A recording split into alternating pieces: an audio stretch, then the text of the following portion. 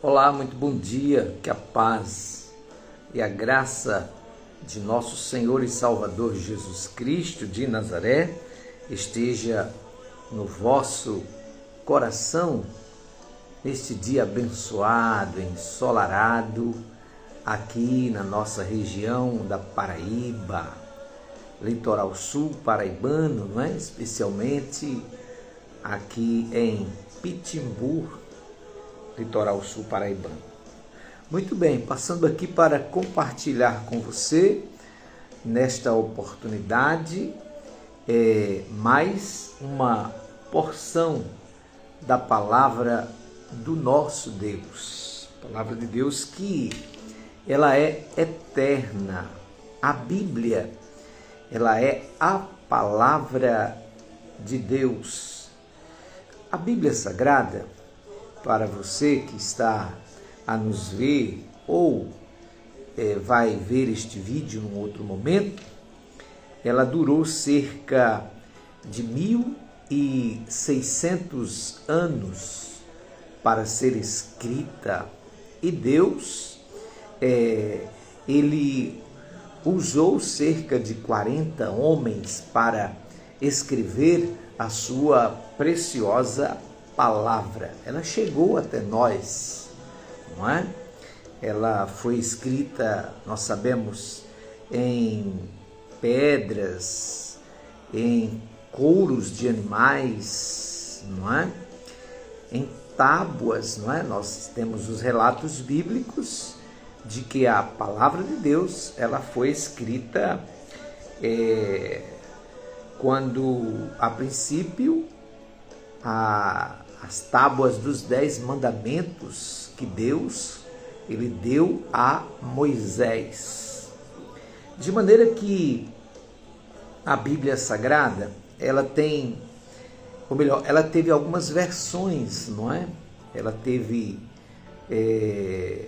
a versão da Septuaginta, não é? Era uma espécie diferente, não é? De livro da época, não é? A Septuaginta. Depois, nós sabemos também que a Bíblia Sagrada, ela vai sendo traduzida, não é? Ela é traduzida, o Antigo Testamento, todo ele na língua hebraica, não é? Língua hebraica. E naquele tempo, especialmente na época dos primórdios, né? O Antigo Testamento, lá nos primórdios, não eram todas as pessoas que tinham acesso à palavra de Deus. E Jeremias, o profeta, ele chega a dizer que a Bíblia era como se fosse um rolo enorme, onde naquele tempo era conduzida, não é, pelas pessoas para lerem especialmente o Antigo Testamento, de modo que os judeus, eles sempre tiveram o apego aos 5 primeiros livros, que eram os chamados livros da lei, também conhecida como a Torá, não é? A Torá, de modo que a palavra de Deus, ela demorou muito a ser traduzida e chegar ao conhecimento de todas as pessoas. Depois dos 430 anos que Deus ficou em silêncio, não é, do Antigo Testamento para o Novo Testamento, é bom que eu diga que o Antigo Testamento refere-se especificamente à antiga aliança, não é? A aliança que Deus tinha com o seu povo, o povo do Antigo Testamento, especialmente os judeus. Quando nós falamos de Antigo Testamento, nós vamos deixar isso claro, que a palavra de Deus, ela está se referindo aos judeus, para os israelitas, para o povo daquele tempo. A aliança que Deus havia feito com Abraão, depois renovada com Noé, entende? De maneira que a palavra de Deus, ela sempre foi e será eterna. Eterna. A palavra do nosso bom Deus. De maneira que a palavra do Senhor, ela demorou muitos anos para chegar nesse formato que nós temos hoje, não é? Essa Bíblia minha aqui, ela é uma Bíblia já de uma letra maior, mas é interessante nós percebermos que nós temos Bíblias como, por exemplo, nesse formato, não é?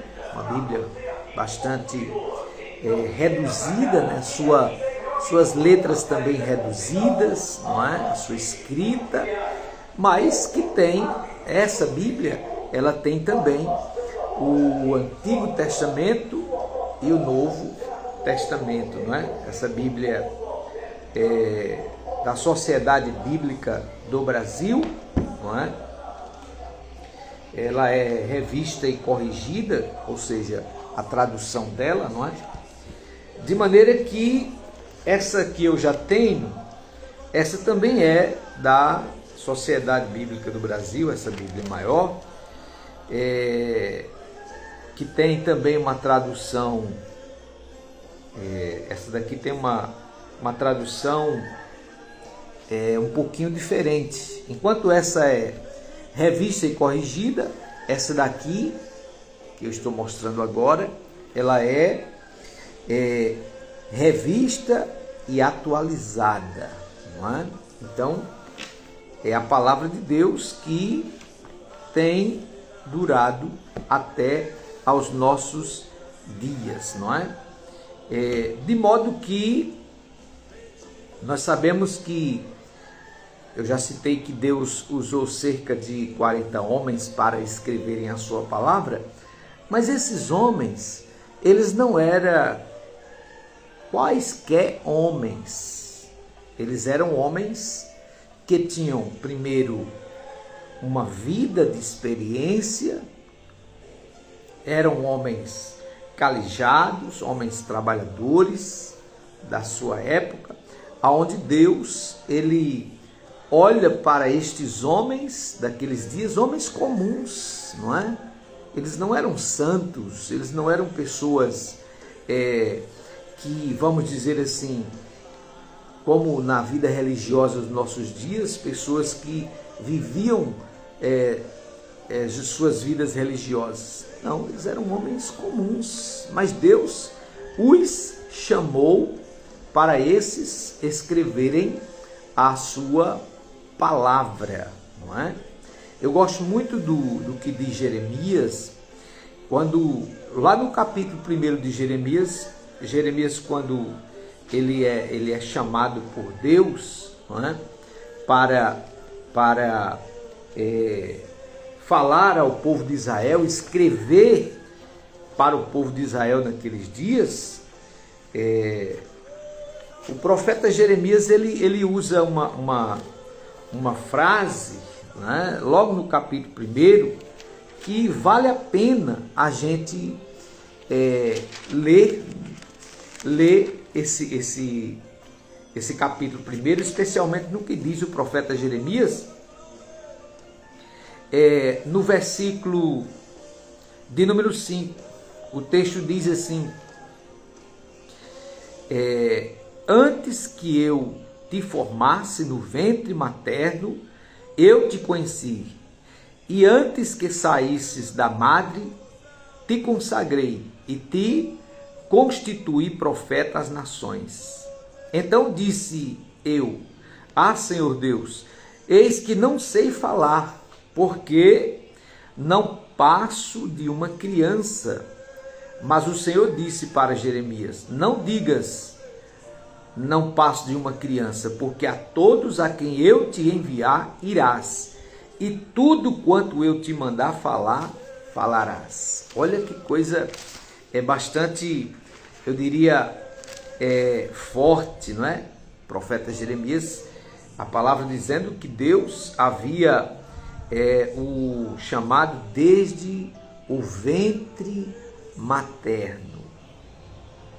Há quantas pessoas que não entendem, há quantas pessoas que não compreendem que Deus tem sobre a terra os seus já escolhidos. Jeremias foi uma pessoa escolhida por Deus desde o ventre, melhor dizendo, materno naqueles dias. E nós sabemos que Jeremias, ele escreveu muito, ele é tido até como sendo um profeta maior.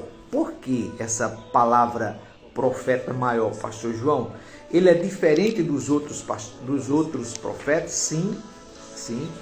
Ele escreve o livro dele com 52 capítulos e depois ele ainda escreve mais Lamentações, não é? Lamentações de Jeremias. Quem é que nunca ouviu falar sobre o livro de Jeremias e depois mais os seus 5 livros a mais, não é? Ele escreve, ele escreve o livro de Jeremias com 52 capítulos e escreve Lamentações com 5 capítulos a mais, não é? Você tem então o livro de Jeremias e tem o livro de Lamentações, que também foi escrito pelo profeta Jeremias naqueles dias. Então a Bíblia, ela tem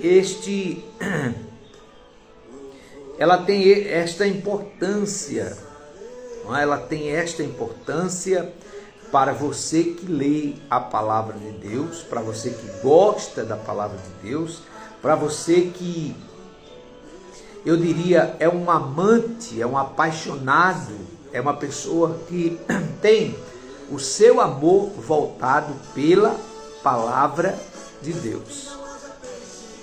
Então esses homens foram levantados lá no Antigo Testamento para escreverem a preciosa palavra de Deus, não é? Para que nós hoje tenhamos. Só para você ter uma ideia, isso aqui não é crítica, isso aqui não é apenas informação, não é? Nós sabemos que no passado quanto? Lá por volta do ano 1700, não é? Da era cristã, 1700, até antes, não é?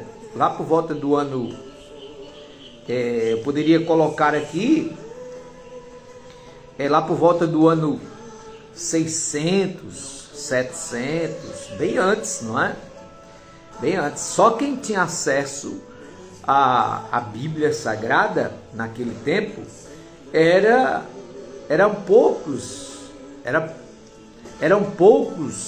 os que possuíam o acesso a cópias. Não era a Bíblia toda, eram a cópias. Por exemplo, tinha uma pessoa que tinha uma cópia desse capítulo aqui, ó, do capítulo, vamos imaginar aqui o capítulo 3 de Lamentações de Jeremias. Então, aquela pessoa lia aquela cópia e passava para outra comunidade de fé cristã ler também. Então a Bíblia, ela não foi tão fácil para chegar até nós. Não é como hoje, essa farra de Bíblias que nós temos, é uma verdadeira, eu diria, é uma verdadeira, como é que eu digo assim, é uma verdadeira promoção de Bíblias sendo escritas e lançadas todas as semanas no mundo afora. A palavra de Deus. De maneira que a Bíblia Sagrada, ela foi sim escrita por homens, mas, como eu já citei, não foram quaisquer homens, não foram quaisquer pessoas, não é? Não foram. Foram pessoas que Deus chamou. Deus já tinha um plano com elas desde a sua eternidade, e Deus chama, e Ele chama ele chama a partir de Moisés, Abraão, Noé, não é? Ele chama os reis, enfim, e ele vem até chegar na conclusão do Antigo Testamento. E o último livro do Antigo Testamento, profeta Malaquias, que é chamado de um profeta menor. Por que menor? Porque ele escreveu menos na sua época. Profeta Malaquias, não é? Ele é o profeta tido como sendo um profeta menor, exatamente porque ele escreveu pouco lá no seu tempo. Então a Bíblia Sagrada é um livro de fé. Ele é escrito para um povo que acreditavam em Deus, criam em Deus, não é, sem vê-lo, não é? Eu estou me lembrando aqui do caso de Abraão, que creu em Deus sem ver, e também esses profetas, não é? E aí a Bíblia Sagrada, ela tem suas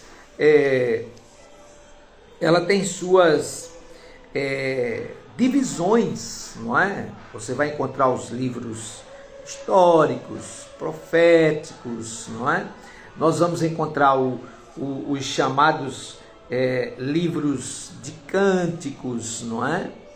Que são chamados de poéticos, não é? Escrito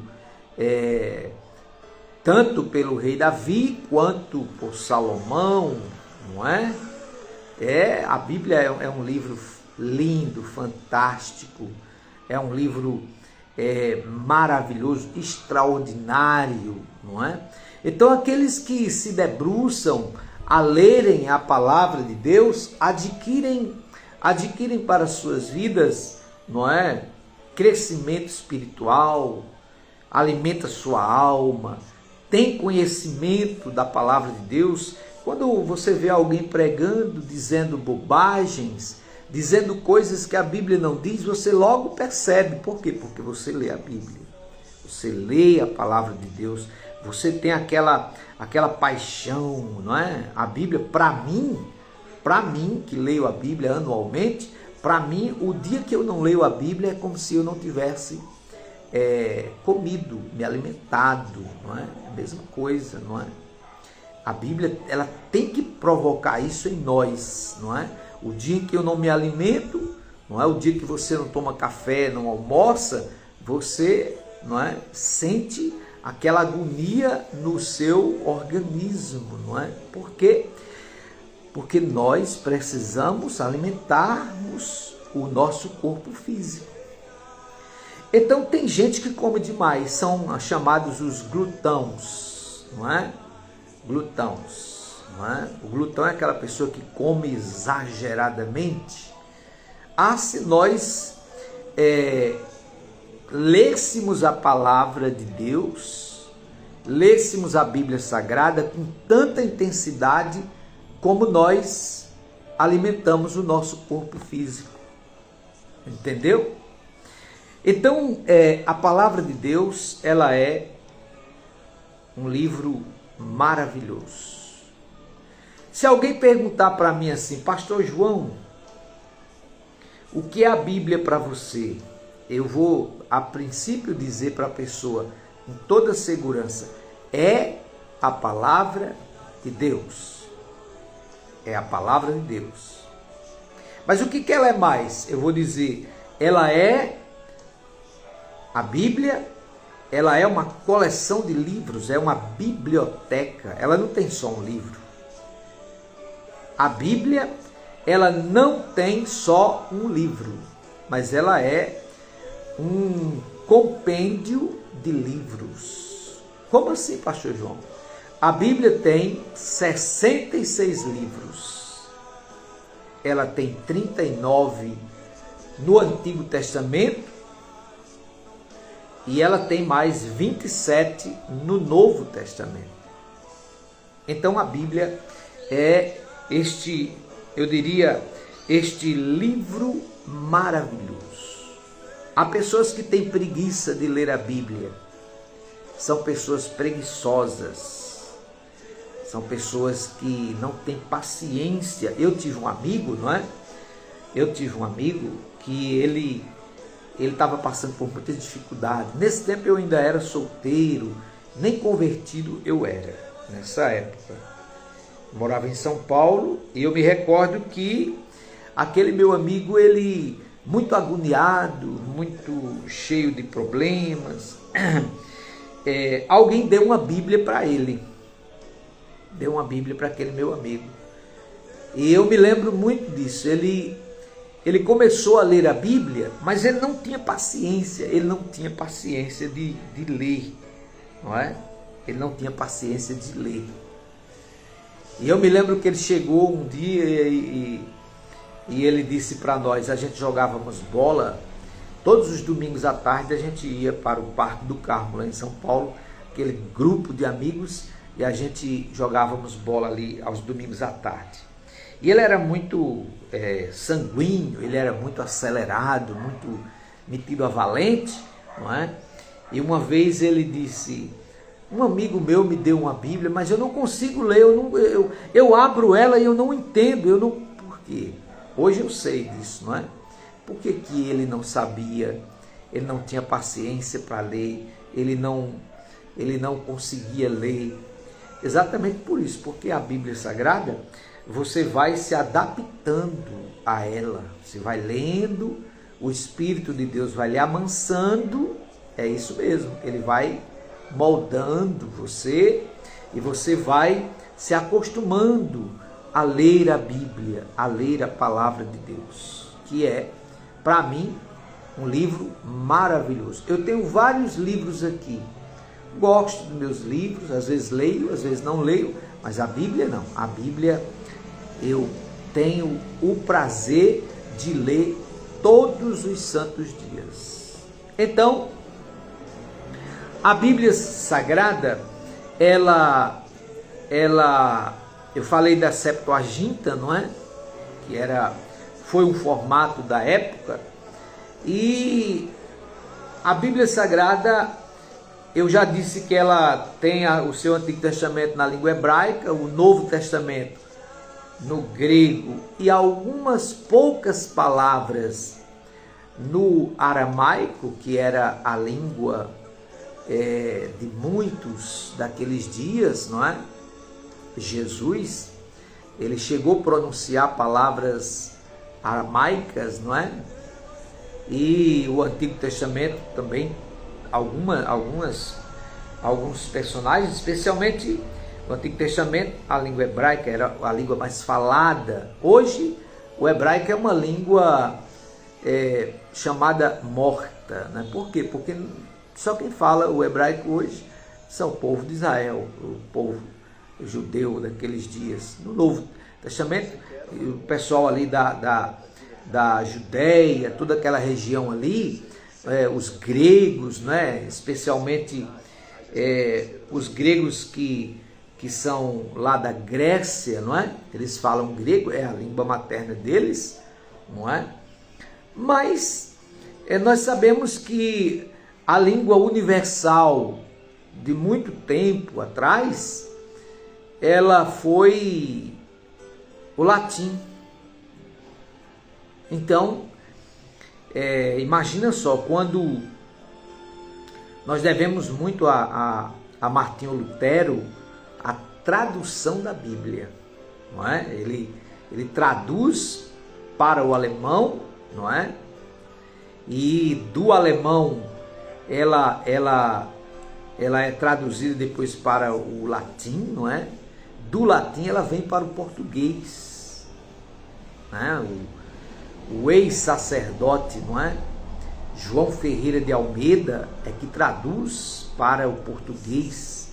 Ele era um padre, não é?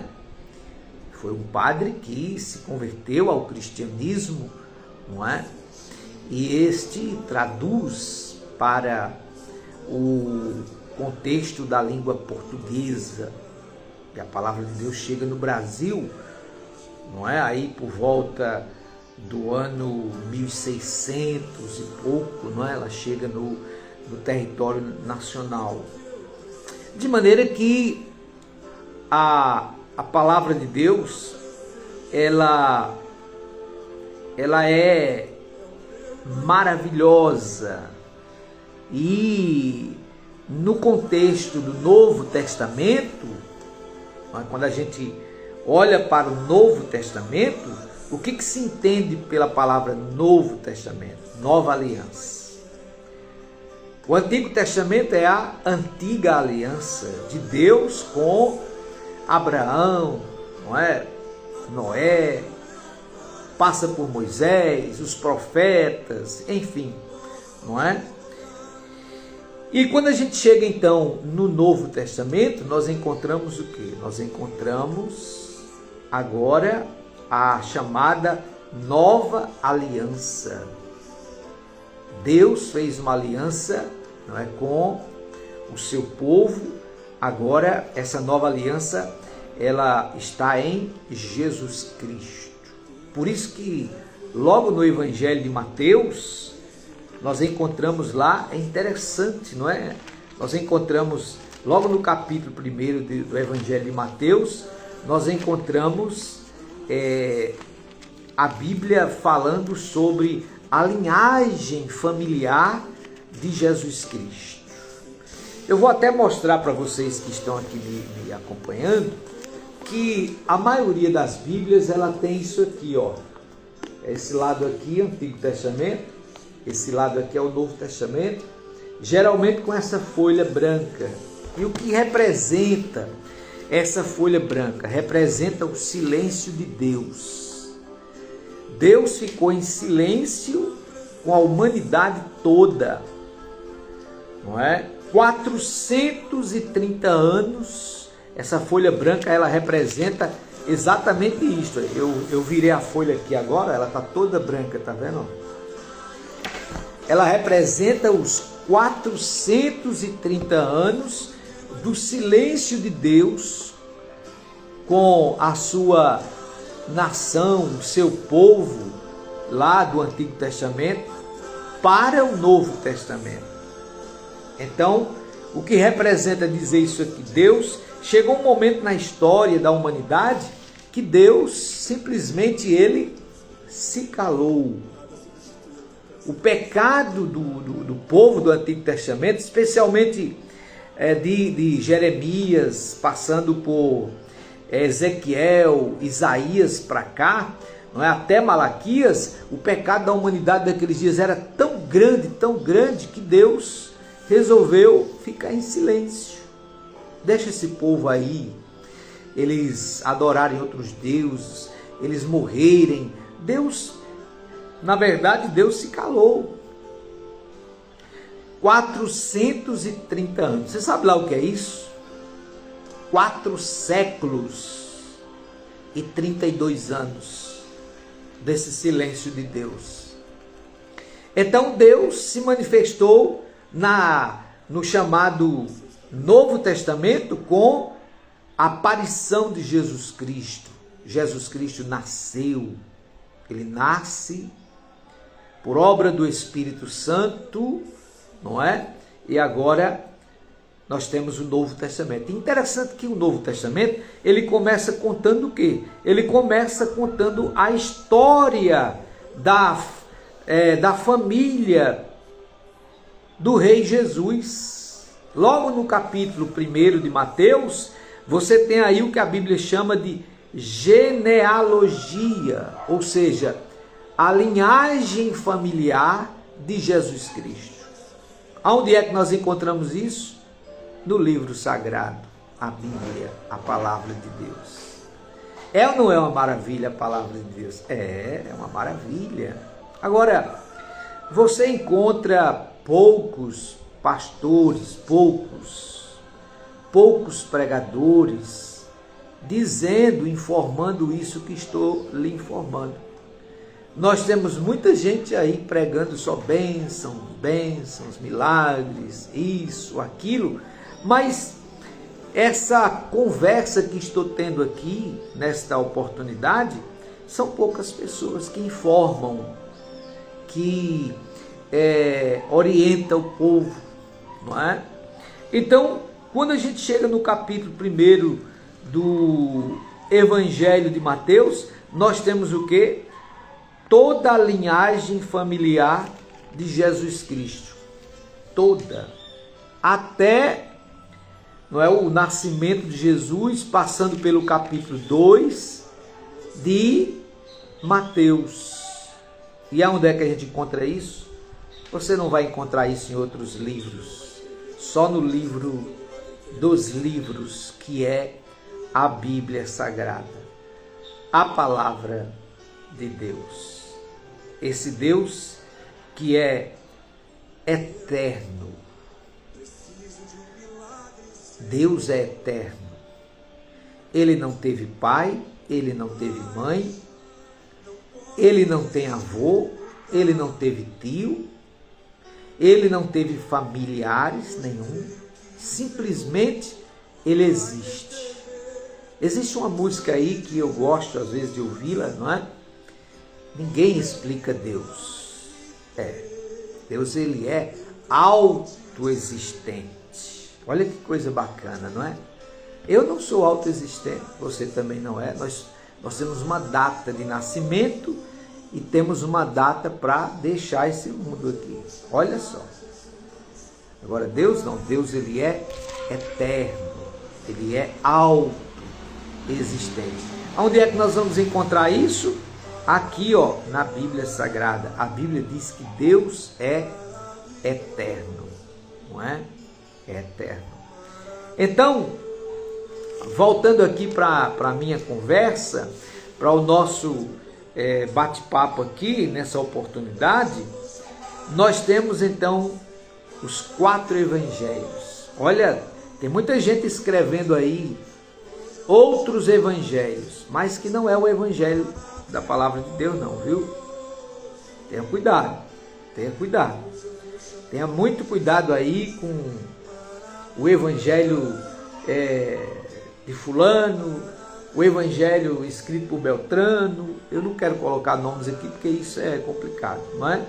Mas são, eu diria, os chamados falsos evangelhos.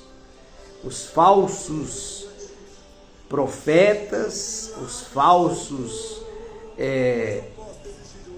ensinadores dos nossos dias. O verdadeiro evangelho são os 4 evangelhos deixados pelo nosso Senhor Jesus Cristo. Anote: Mateus, Marcos, Lucas e João. Tá certo? Então, cuidado com aquelas pessoas que vêm, não é? Com um falso ensinamento, um falso evangelho que não é o evangelho de nosso Senhor Jesus Cristo. Tá certo? Então nós temos muita coisa boa para aprender da palavra de Deus, não é? E a princípio, quando eu abri aqui nessa oportunidade, eu ia ler o capítulo 18 de Mateus, não é? E eu vou ler agora o que diz o versículo 15. Versículo 15. Mateus capítulo 18, versículo 15. A palavra do Senhor, ela diz assim: se teu irmão pecar contra ti, vai arguí-lo entre ti e ele só. Se te ouvir, ganhaste a teu irmão. Se porém não te ouvir, toma ainda consigo 1 ou 2 testemunhas, para que pelo depoimento de 2 ou 3 testemunhas toda a palavra se estabeleça. E se ele não os atender, dize-o à igreja, e se recusar ouvir também a igreja, considera como gentio e publicano. Em verdade vos digo que tudo que ligardes na terra será ligado nos céus, e tudo que desligardes na terra será desligado nos céus. Em verdade também vos digo que se 2 dentre vós sobre a terra concordarem a respeito de qualquer coisa que porventura pedirem, ser-lhe-á concedida por meu Pai que está nos céus.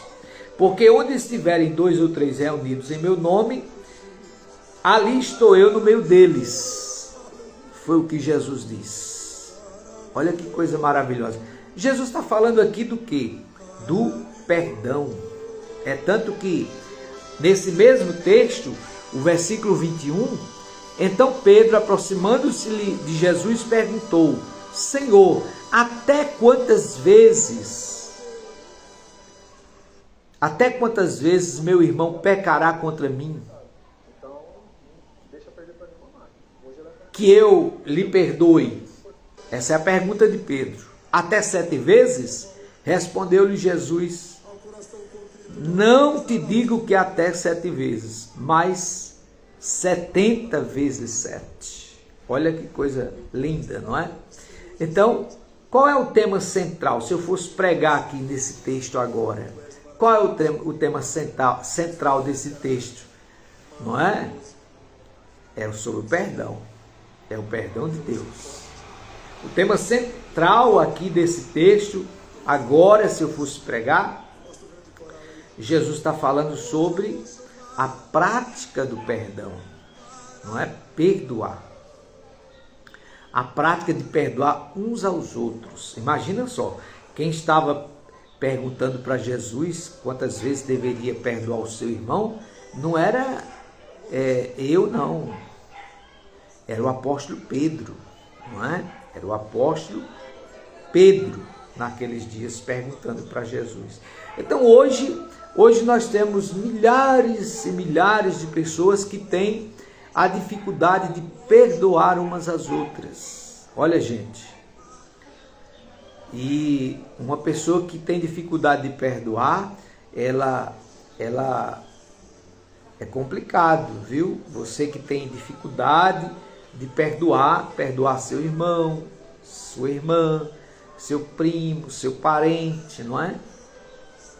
É muito complicado isso, não é?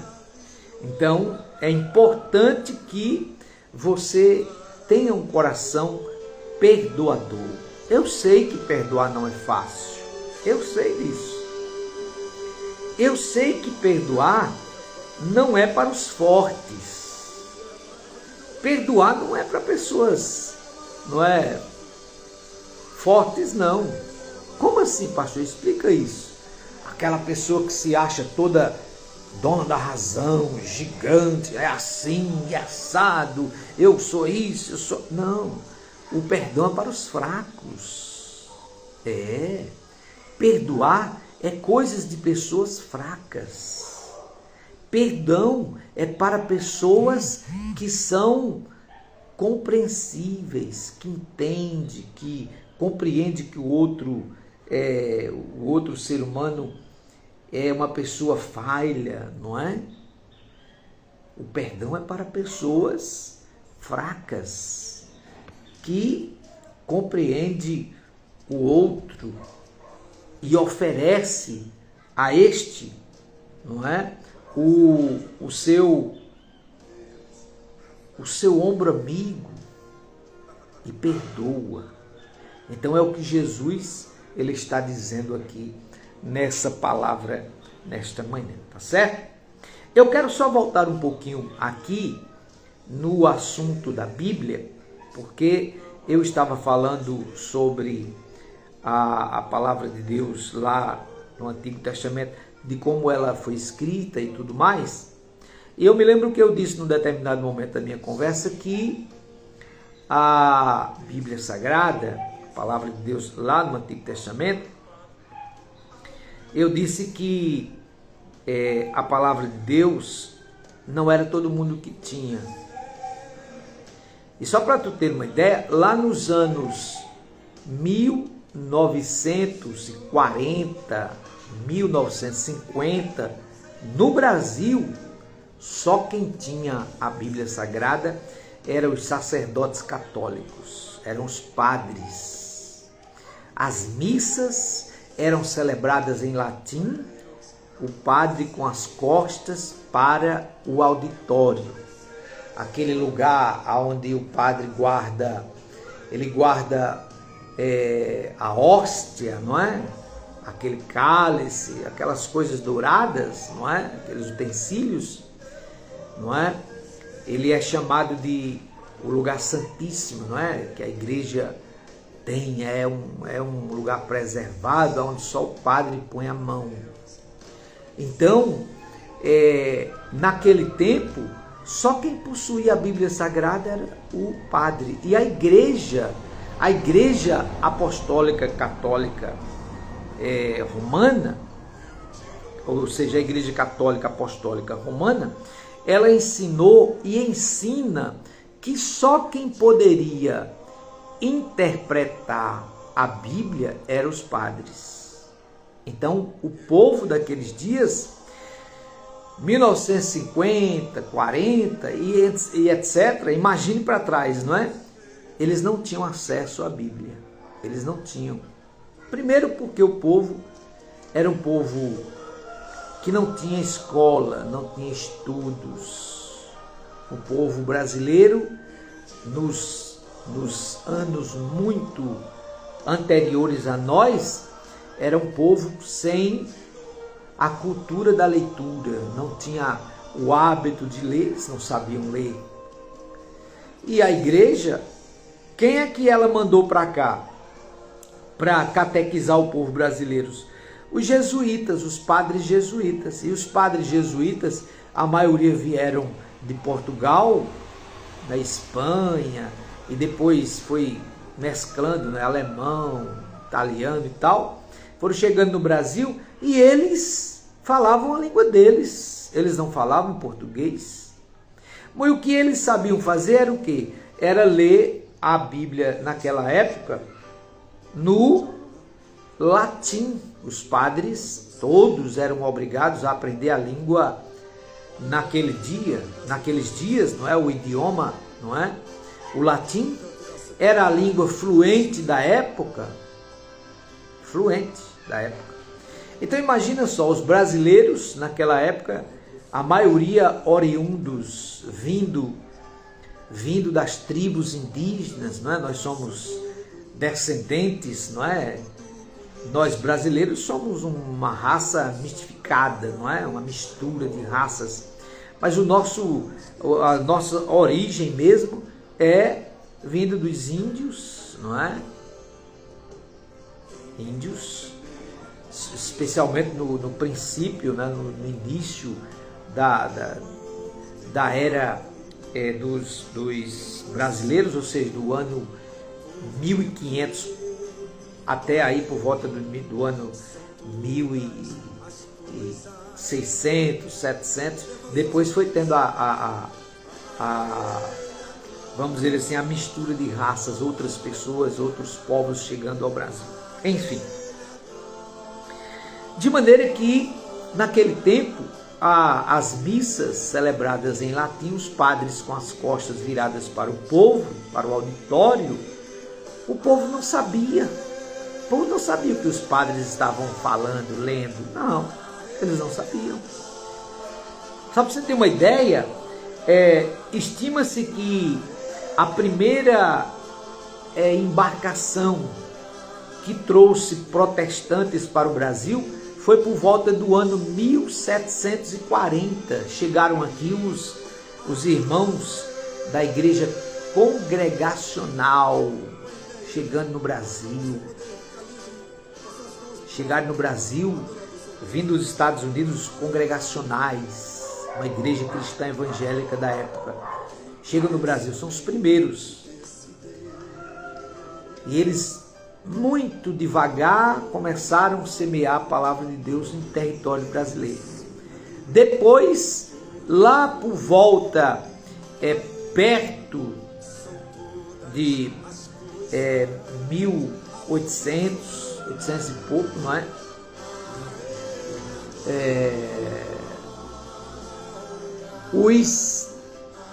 700 e pouco ainda, não é? Os presbiterianos, estima-se que os batistas, não é? Eles chegam em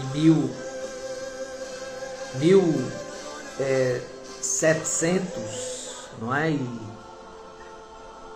1600, né, os batistas chegam aí por volta do ano 1671, não é isso?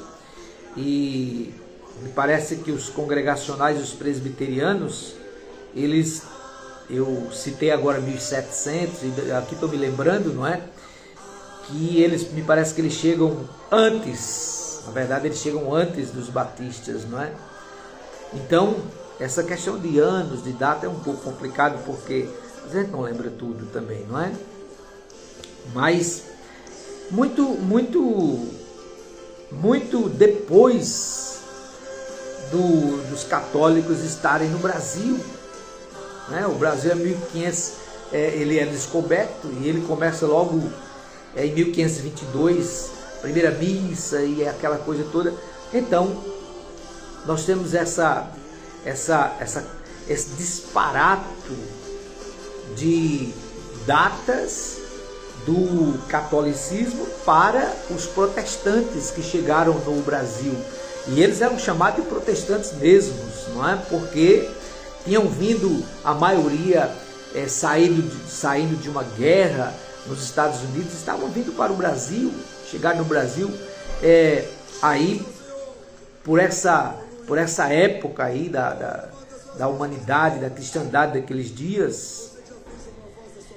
E então só depois é que começou a pregação do Evangelho, com os congregacionais, os presbiterianos e depois os batistas. Não existia, essas outras igrejas não existiam no Brasil.